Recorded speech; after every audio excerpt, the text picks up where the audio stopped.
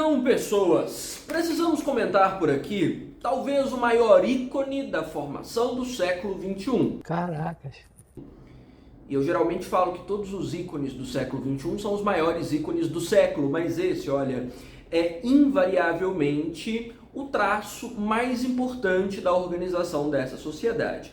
Então significa que essa argumentação não vai valer só para você escrever sobre consumo e as suas causas e consequências, não. Vai servir para você discutir qualquer assunto dentro da realidade contemporânea, já que nós somos o resultado direto e decisivo da formação dessa sociedade de consumo em que todos nós estamos. Porque sim, sua vida se resume a shopping, a sua vida se resume a ambições, a poder de compra, a cartões de crédito, a pagar boleto.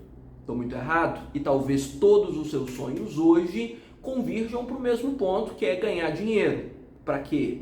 Para gastar. Obviamente, todos nós somos isso, todos nós vivemos por isso. Nossa vida está dentro desse mesmo círculo há tempos, mais precisamente desde 1989 com o Consenso de Washington. Sim, esse é o primeiro e um dos maiores argumentos históricos para falar dessa questão. Não só histórico, né? É geopolítico também. O Consenso de Washington aconteceu numa convergência de interesses do capital, tanto estadunidense quanto do capital britânico. Então, foi aí um dos eventinhos mais importantes e decisivos da história do século XX, entre dona Margaret Thatcher e senhor Ronald Reagan, na época presidente dos Estados Unidos. O que esse consenso determinou?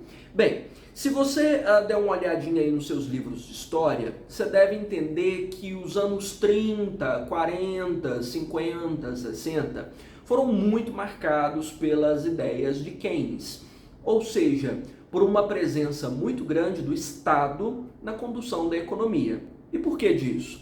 Porque, ora, o mundo tinha falido, né?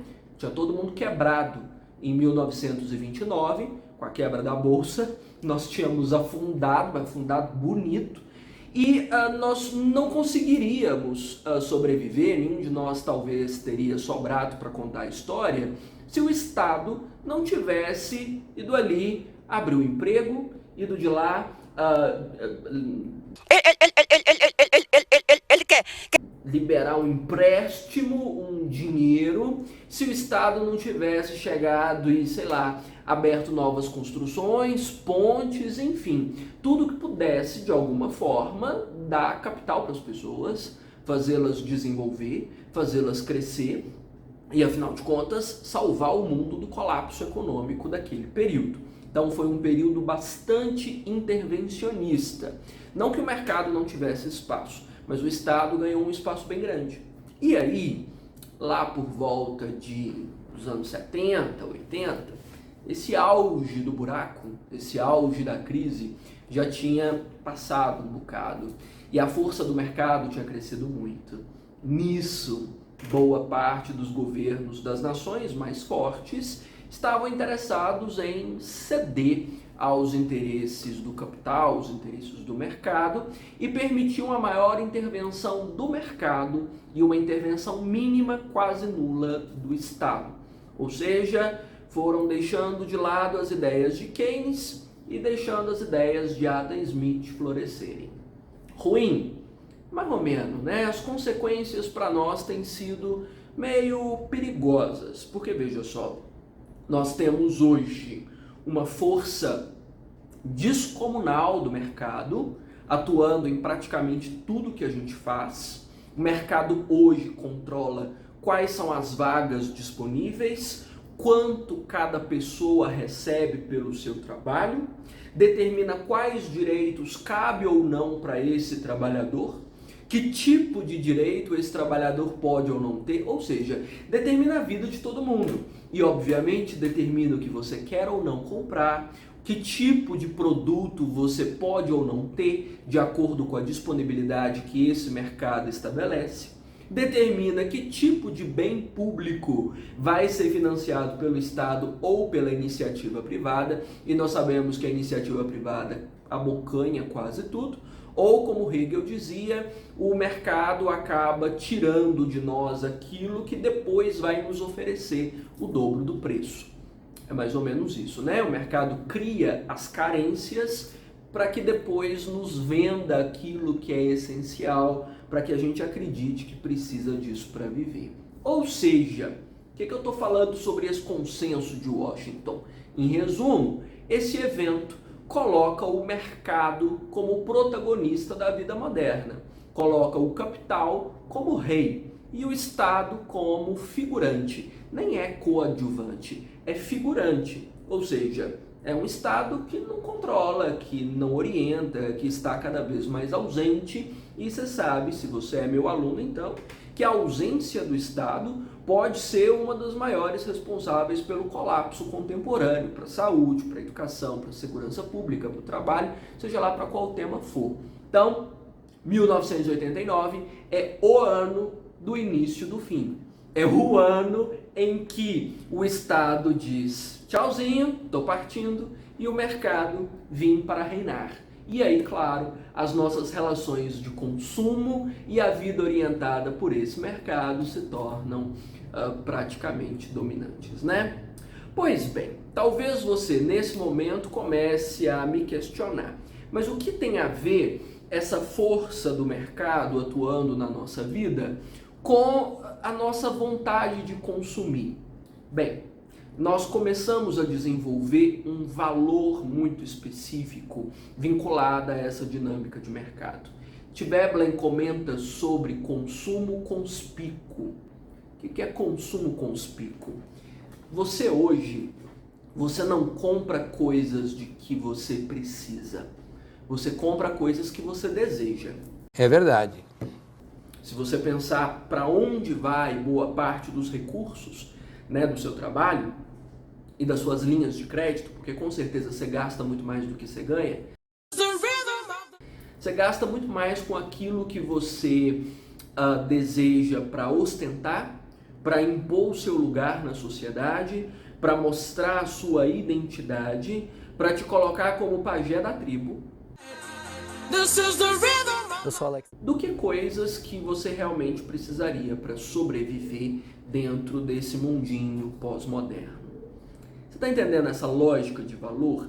Então, nós não estamos mais coordenados por uma pulsão de sobrevivência. É uma pulsão emocional. Veblen comenta muito sobre o que nos leva a comprar coisas. E o mercado, pouco a pouco, vai nos guiando. As marcas nos guiam, a publicidade nos guia, não é? A produção de cinema nos guia, as novelas nos guiam, tudo nos guia para aquilo que nós acreditamos que seja necessário para nos impor em sociedade.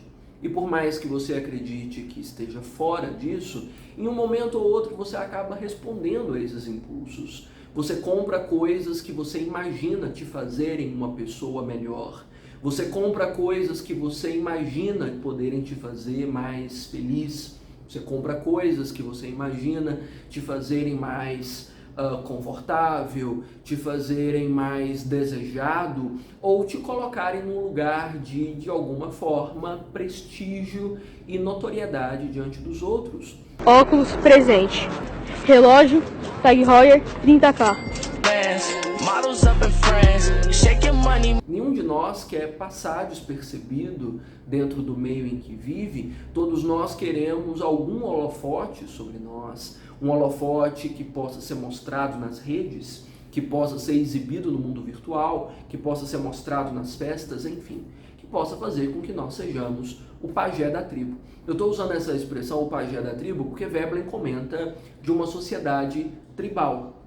E tribal nas bolhas que forma, tribal nessa hierarquia de quem é o chefe, que comanda, determina e é visto, e quem passa em branco. E nenhum de nós quer simplesmente passar, nós queremos marcar, né?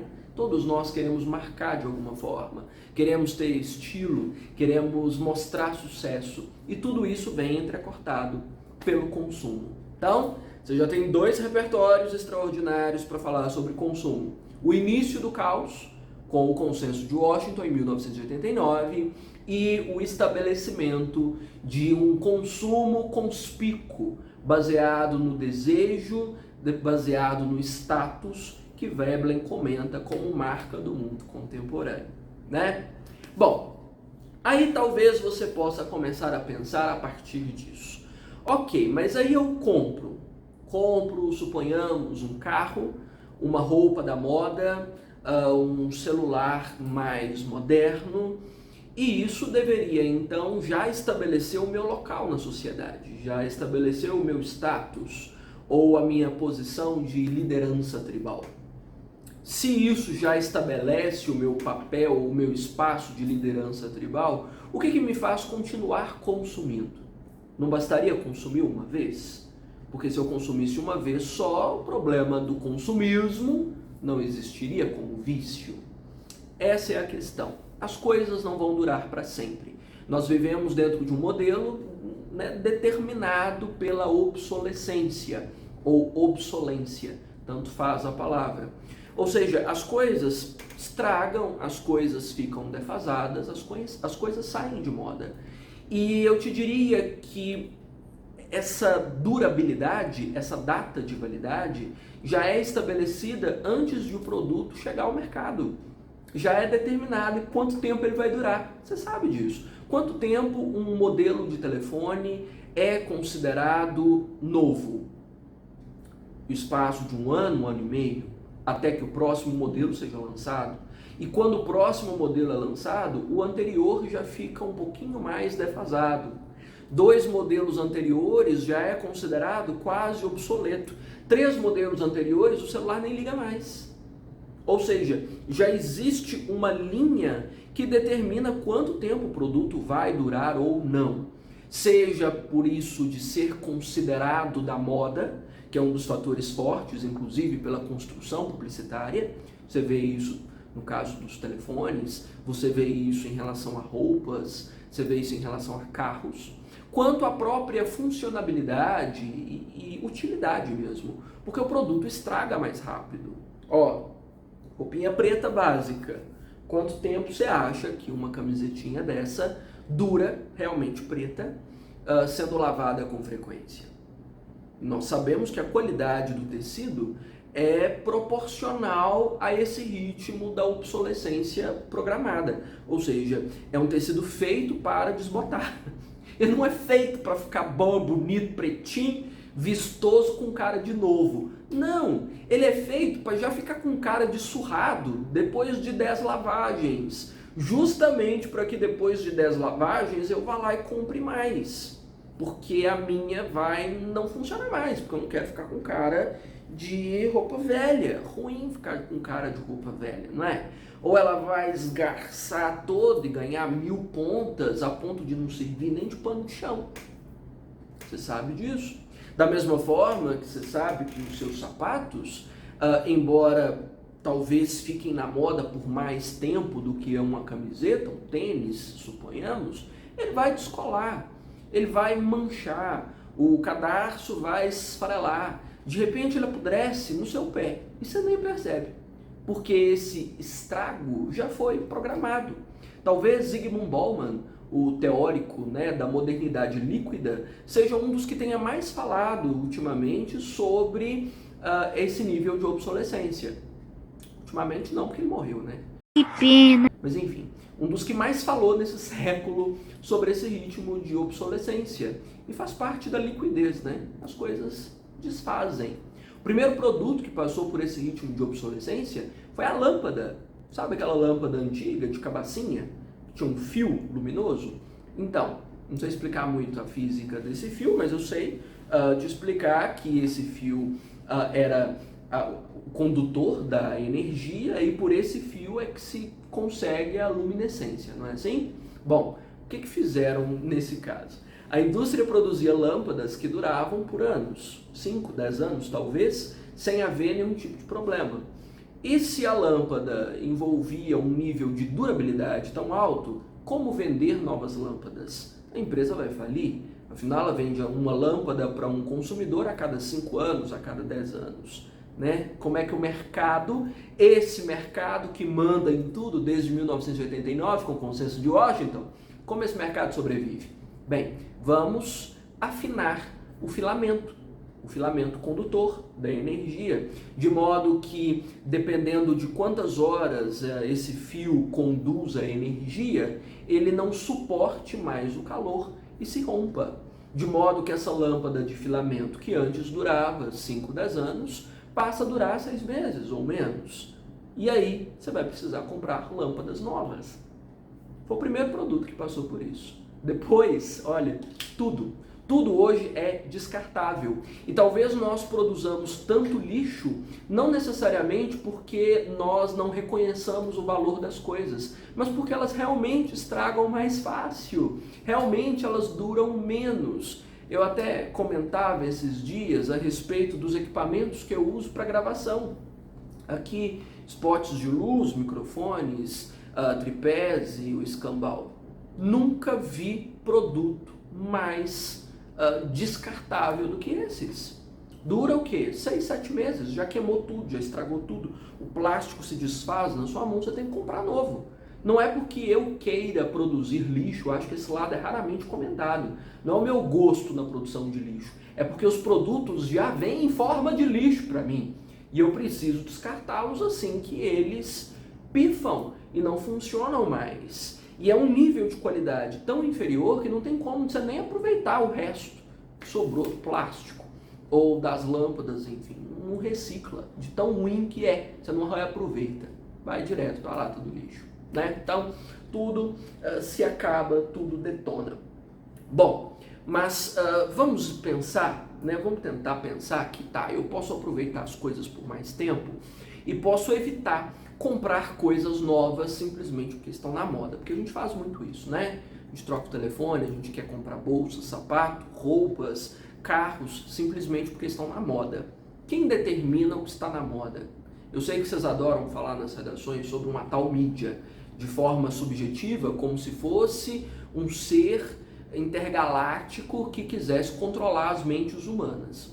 Não é bem assim. Na verdade, nós temos uma indústria de valor que determina quando o que vai entrar na moda ou não. Quando é, sei lá, que Crocs vai ser refinado, quando é que pochete vai ser a bolsa incrível para balada. Quem faz isso? A indústria cultural, que foi amplamente debatida por Theodor Adorno, dentro da escola de Frankfurt, e por outros tantos teóricos dessa mesma escola, como é o caso de Horkheimer, Marcuse, enfim. Inclusive, neste mesmo canal se encontra uma aula inteira sobre indústria cultural, que fiz com muito cuidado, porque é um dos repertórios mais finos e versáteis da história deste país, facílimo de se encaixar em tudo. Assim como tem uma aula inteira também sobre Bauman, que eu citei, assim como tem uma aula inteira sobre o eixo economia, em que o consenso de Washington é citado e quase tudo que eu estou falando agora também é comentado, né? Pois bem, o que é essa indústria cultural? É o cinema que você assiste, é a sua Netflix, é o seu Spotify, é a formação dos artistas pop, é o que está na publicidade, é o que vai para a vitrine, é o mundo que você consome enquanto valor. São as pessoas que você admira, são os influencers na rede. A indústria cultural é marcada por uma produção muito forte de entretenimento e um entretenimento que circula numa velocidade muito grande. Ou seja, é um material que hoje está no auge, amanhã é esquecido, surge outro logo em seguida. Eu te diria que hoje os produtos da indústria cultural, a cultura de massa, tem o mesmo ritmo do meme. Sim, tem a mesma vida útil do meme. Meme tem vida útil de borboleta, né? Dura um dia, 2, depois morre, desaparece, não deixa nem pó.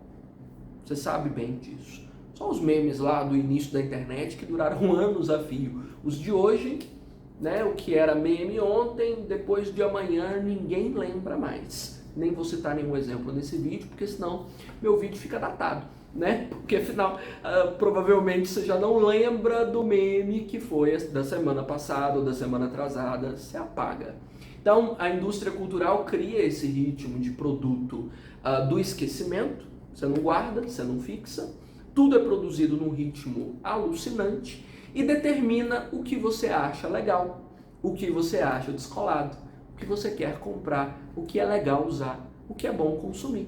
E o tempo todo nos mostram coisas novas, produtos novos, porque o artista usa, porque apareceu no cinema, porque existe dentro de uma rede social, porque é a marca badalada, porque, enfim, é a grife mais incrível, porque você é transportado para a sensação da grife. E aí vai, desde marcas antiquíssimas, que ainda determinam para nós, por meio do cinema, da publicidade, da música, o que eu vou ou não consumir, como, sei lá, uma Chanel, em que Billie Eilish aparece nas premiações ou nos shows. Aquela é Regina George, é o mal em figura de gente. Ela parece uma garotinha egoísta, traiçoeira e descarada, mas na verdade ela é muito, muito mais do que isso. Ou Rihanna aparece gravidíssima usando um cintinho, ainda determina os nossos sonhos de consumo, até as formações mais modernas e tecnológicas, como o caso dos NFTs, que a gente vai precisar discutir a fundo, que vai cair nas provas, obviamente, e entraram no circuito da indústria cultural. Por quê? Porque Neymar comprou a figura do macaco, porque a Madonna foi lá e comprou em seguida, e aí, de repente, essas figuras que fazem parte do universo do entretenimento ditam para nós o que a gente quer também para a nossa vida.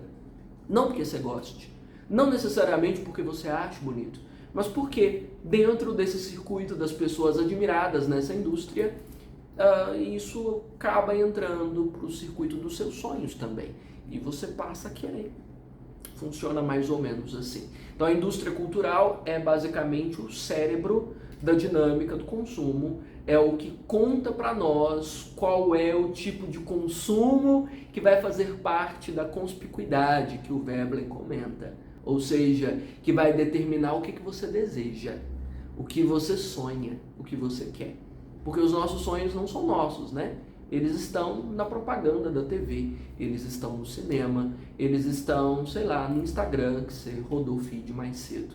Os nossos sonhos moram nesses lugares. E existe uma indústria produzindo esse material 24 horas, determinando o que você compra para se sentir melhor, né? Então, esse circuito, né, faz com que todos nós estejamos envoltos, imersos num gigantesco vórtice e nos engole dentro dessas demandas continuamente. Eu preciso trabalhar mais porque eu preciso ganhar mais dinheiro, porque eu preciso comprar mais coisas que a indústria cultural diz que é legal. E isso vai fazer com que eu seja mais feliz, com que eu seja mais amado, com que eu seja mais comido, com que eu seja mais bem relacionado, com que eu ganhe mais curtidas na rede, com que eu seja uma pessoa melhor. Enfim, criamos uma sociedade do hiperconsumo, como Gil Lipovetsky diz. E olha a ironia, Gil Lipovetsky é um sociólogo extraordinário nas análises sobre consumo, e Gil Lipovetsky é consultor da Chanel, que eu citei agora, como uma das grandes marcas dentro desse circuito de determinação dos sonhos. O próprio Gil comenta que a Chanel não vende bolsas e sapatos, a Chanel vende sonhos, a Chanel vende a experiência, a Chanel vende a necessidade de um status, conspicuidade, tá vendo? Então, nos metemos de cabeça nesse modelo e nos escravizamos quase num ritmo suicida em torno de preciso mais, preciso de mais, preciso ter mais para eu me sentir melhor. Uma sociedade determinada pelos valores de consumo, né? Quem tem o maior cartão de crédito, quem tem o maior limite de compra, quem pode consumir mais. E claro, quanto maior o poder de compra, maior é a nossa sensação de felicidade. E não adianta você dizer que é evoluído a ponto de não se sentir assim, porque nenhum de nós é. Afinal, numa sociedade panóptica como essa, estamos todos presos à mesma base. E a gente ainda se sente feliz quando compra coisas novas, a gente se sente triste quando é proibido de comprar. A gente vai se enforcar para dividir em 36 vezes um produto do qual nós não precisamos, mas que nos faz sentir de alguma forma mais felizes, ou mostra para os outros que a gente venceu na vida. pessoas compram carro nesse ritmo para mostrar que deu certo. A gente precisa mostrar para os outros, porque isso nos coloca como cacique da tribo, né? Esse é o nosso mundinho podre, mesquinho, mas é nosso, né?